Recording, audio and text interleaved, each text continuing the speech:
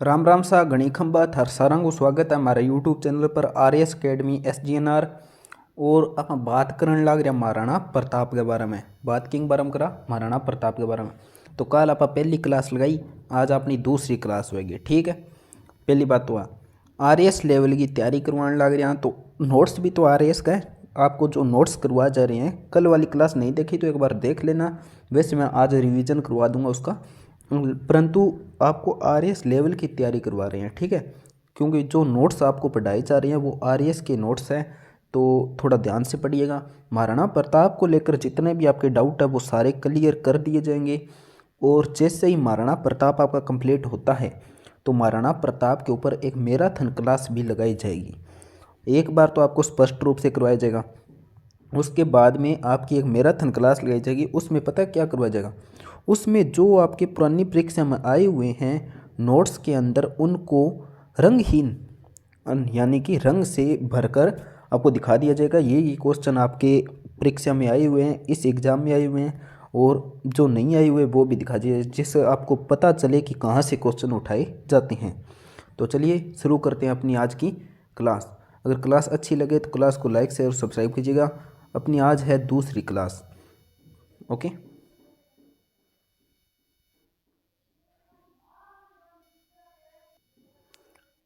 एक बार कल का जो भी था उसका रिवीजन कर लेते हैं। तो देखिए, कल हमने महाराणा प्रताप के बारे में पढ़ा था। महाराणा प्रताप की क्लासें कल हमने शुरू की थी। तो महाराणा प्रताप का शासनकाल था 1572 से 1597 ईस्वी।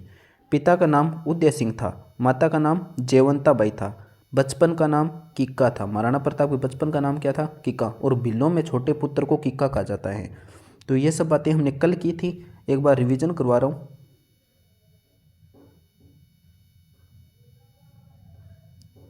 महाराणा प्रताप का जन्म 9 मई 1540 को हुआ था।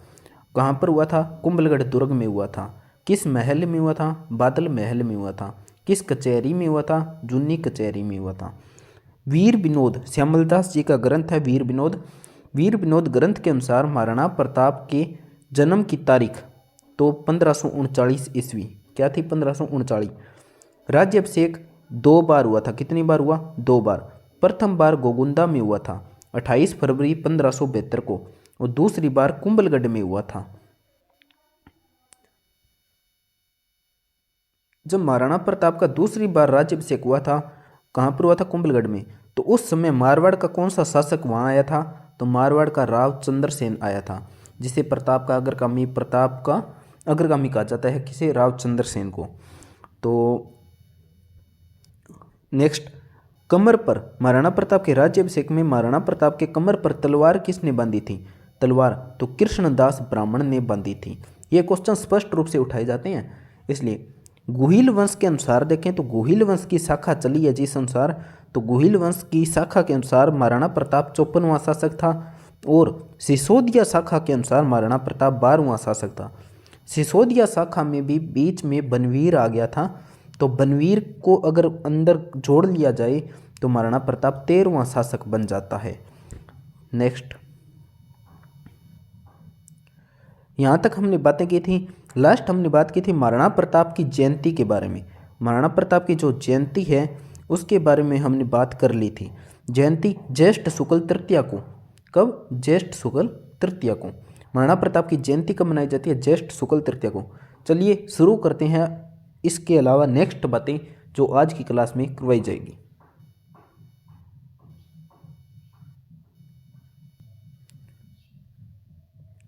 अगर आपसे महाराणा प्रताप की रानी का नाम पूछ लिया जाए, क्या? रानी। तो रानी का नाम था अजबदे। क्या नाम था? अजबदे। तो अब थोड़ा धीरे चलूंगा, वो रिवीजन करवा रहा था इसलिए तेज था मैं। महाराणा प्रताप की रानी का नाम क्या था? तो रानी का नाम था अजबदे। ओके, रानी का नाम अजबदे। अजबदे पंवार थी, जो कि कहाँ की थी? बिजोलिया से थी। कहाँ से थी? बिजोलिया से। प्रताप के पुत्र का नाम क्या था? महाराणा प्रताप के पुत्र यानी कि छोरे को नाम किए हो, तो छोरे का नाम था अमर सिंह प्रथम। क्या था? अमर सिंह प्रथम। अमर सिंह। महाराणा प्रताप के पुत्र का नाम अमर सिंह, रानी का नाम अजबदे। बात करें नेक्स्ट, महाराणा प्रताप के राज सिंहासन के समय शपथ। महाराणा प्रताप जब राज सिंहासन पर बैठे थे, जब उनका राज्याभिषेक हुआ था, तो उन्होंने शपथ ली थी। क्या शपथें ली थी? तो महाराणा प्रताप ने शपथ ली थी, जब तक वह चित्तौड़ को मुगलों से स्वतंत्र नहीं करा देते, तब तक ना तो थाली में भोजन करेंगे,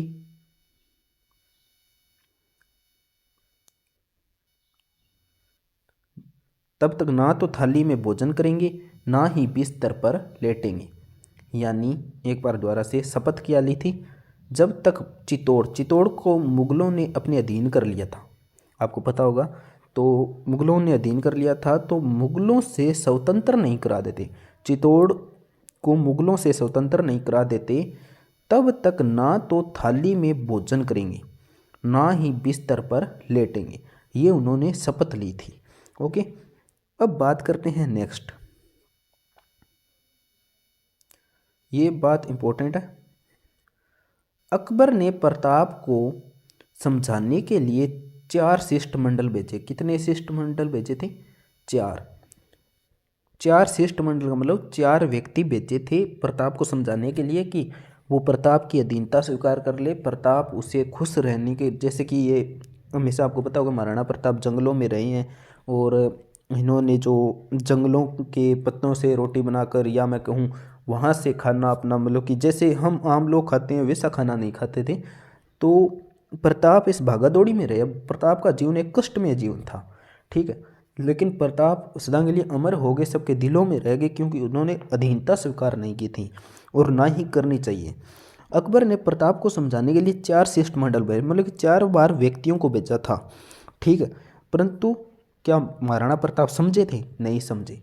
महाराणा प्रताप अधीनता स्वीकार नहीं की। ओके, तो देखिए जलाल खां पहले कौन आया था? सबसे पहले अकबर ने भेजा था जलाल खां को। कब? अगस्त 1572 में। अगस्त 1572 में। जलाल खां के बाद में आया था मान सिंह प्रथम। मान सिंह प्रथम अप्रैल 1573 में। फिर आया भगवंत दास। भगवंत दास आए थे, तो भगवंत दास अक्टूबर 1573 ईस्वी में। और फिर आए टोडरमल। टोडरमल आए थे दिसंबर 1573 ईस्वी में। अब एक बात ध्यान से सुनिएगा, यहाँ से 2 प्रकार के क्वेश्चन बनते हैं। एक तो अकबर के शिष्टमंडलों का क्रम पूछा जाता है, तो सबसे पहले जलाल खां, फिर मान सिंह, फिर भगवंत दास, फिर टोडरमल। एक दूसरे नंबर पर, तीसरे नंबर पर कौन समझाने आया था, ऐसे भी पूछा जाता है। अब बड़े एग्जाम होते हैं, उनमें क्रम को छोड़कर उनमें पूछा जाता है मान सिंह प्रथम अकबर को समझाने कब आए थे। तो ये क्वेश्चन बड़े एग्जामों में पूछे जाते हैं, अप्रैल 1573 ईस्वी या अगस्त 1572, ये सब के सब। तो ध्यान से देखिएगा इनको। छोटे एग्जामों की तैयारी कर रहे हैं उनके लिए तो ये काफ़ी है, बड़े की कर रहे हैं कोई तो वो इनको भी ध्यान से देखिएगा। अकबर ने प्रताप को समझाने के लिए 4 शिष्टमंडल भेजे। चारों के आपको नाम मैंने बता दिए। नेक्स्ट,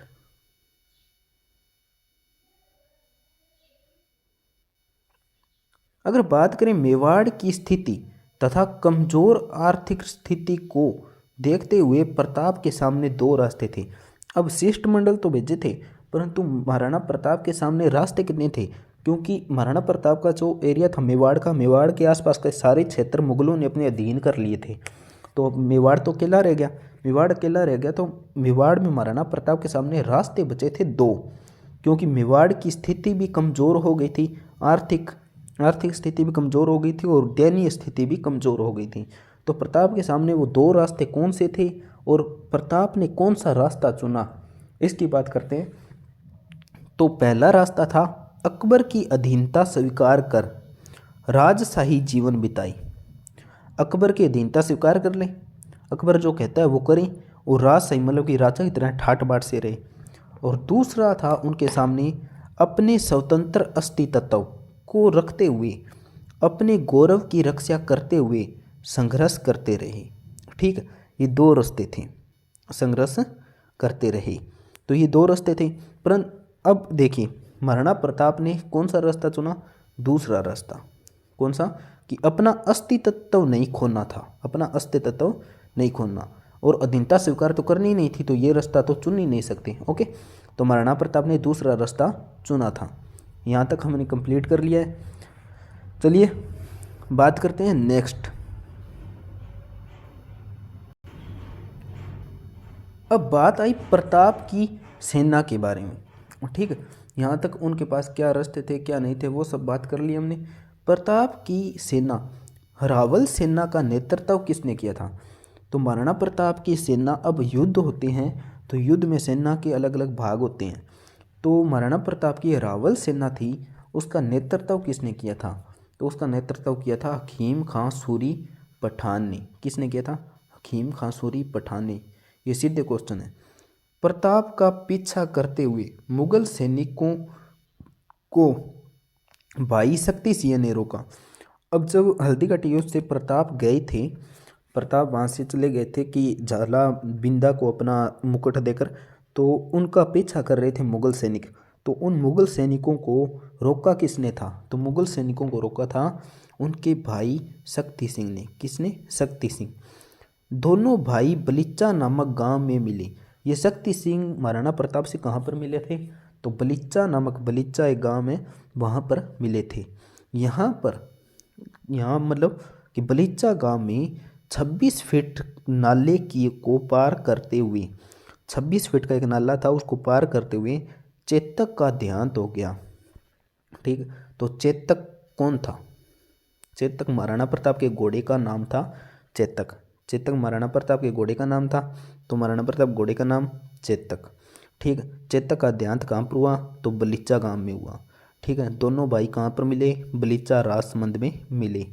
ठीक है, कितने फीट का नाला? 26 फीट का नाला पार करते हुए।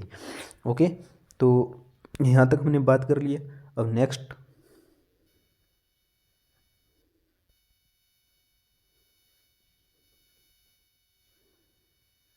अगर बात करें शक्ति सिंह के बारे में जानकारी कहाँ से मिलती है, तो शक्ति सिंह के बारे में 3 प्रकार से की ग्रंथ प्रशस्ति रासों से जानकारी मिलती है। तो एक तो अमर काव्य वंशावली है, अमर काव्य वंशावली, इससे शक्ति सिंह के बारे में जानकारी मिलती है। एक राज प्रशस्ति से भी अमर सिंह के बारे में जानकारी मिलती है। और एक संगत सिंह रासो है, संगत सिंह रासो, इससे भी हमें जानकारी मिलती है। तो शक्ति सिंह के बारे में कितनी तरह से? 3 तरह से जानकारी मिलती है। अमर काव्य वंशावली, राज प्रशस्ति, संगत सिंह रासो से। अगर आपको वीडियो अच्छी लग रही है तो वीडियो को लाइक, शेयर और सब्सक्राइब कीजिए। चलिए बात करते हैं आगे। चेतक की छतरी, चेतक की छतरी बलीचा गांव, अभी मैंने बताया था चेतक का देहांत कहाँ हुआ था? बलीचा गांव में हुआ था। बलीचा गांव हल्दीघाटी में, हल्दीघाटी राजसमंद में है। तो बलीचा गांव में बनी हुई है। चेतक की छतरी कहाँ पर बनी हुई है? तो चेतक की छतरी बलीचा गांव में बनी हुई है। नेक्स्ट, इस युद्ध यानी कि हल्दीघाटी के युद्ध का संजीव वर्णन, संजीव वर्णन, संजीव यानी जीवता जागता आंखों देखा वर्णन, अब्दुल कादिर बदायूनी, अब्दुल कादिर बदायूनी ने अपने ग्रंथ मुंताह उल तवारिफ में किया है। संजीव मुंताह उल तवारिफ में किया है। ये दोबारा से आपको समझाऊंगा मैं, एक बार आगे बात करते हैं। बदायूनी ने इस युद्ध को गोगुंदा का युद्ध कहा तथा इस युद्ध में हाथियों की लड़ाई का वर्णन है। ओके, किस युद्ध में? हल्दीघाटी के युद्ध में। दोबारा से बात करते हैं। देखिए, इस युद्ध का, हल्दीघाटी के युद्ध का संजीव वर्णन किसने किया? तो अब्दुल कादिर बदायूनी ने किया। किसने? अब्दुल कादिर बदायूनी ने। किस में किया? मुंताह उल तवारिख अपना ग्रंथ है उसमें किया। बदायूनी ने इस युद्ध को क्या कहा? गोगुंदा का युद्ध कहा। ओके, और हाथियों की लड़ाई से संबंधित भी ये युद्ध माना जाता है। तो ये सब इंपॉर्टेंट क्वेश्चन थे। और चेतक की छतरी कहाँ पर है? बलीचा गांव हल्दीघाटी में बनी हुई है। एक बार मैं दोबारा से सारा रिवीजन कर देता हूँ।